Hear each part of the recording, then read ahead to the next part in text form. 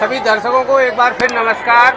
आज मैं वृंदावन में हूँ और मेरे साथ है महामंडलेश्वर श्री अनुराधाचार्य जी महाराज जी। महाराज जी, IYS टीवी में आपका बहुत बहुत स्वागत है। महाराज जी, हम लोग काम कर रहे हैं मुस्कुराता भारत पर, और आप लोग जब महाराज जी आप प्रवचन देते हैं या गौ सेवा करते हैं या लोगों के साथ घुल मिल जाते हैं, तो किस तरह से लोगों को आप मुस्कुराहट बांट रहे हैं? महाराज, सेवा करके मुस्कुराहट बांटी जा रही है। वृद्ध माएँ आती हैं रोती हुई, बच्चे घर से निकाल देते हैं। ऐसी बेसहारा माओं को यहाँ सहारा मिलता है।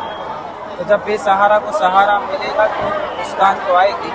सबके लिए भोजन मिलता है यहाँ। जितने लोग आते 25 से 30 हजार, सबको भरपेट निःशुल्क भोजन।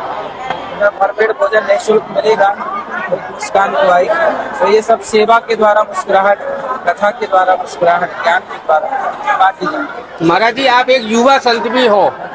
आप इस तरह से मुस्कुराहट बांटते हैं, लोग आपके अनुयायी इस तरह से यहाँ आते हैं और आपको देख के मुस्कुराते हैं। उनकी जीवन शैली में कितना अंतर आता है?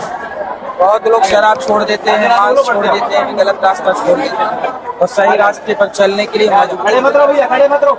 महाराज जी, भारत इस समय युवा भारत है।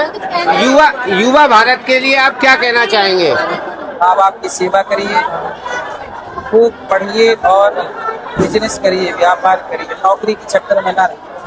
नौकरियां देने वाला मतलब 4-6 लोगों को नौकरियां दो, ऐसा भाव रखना चाहिए। समय बर्बाद नहीं करना चाहिए।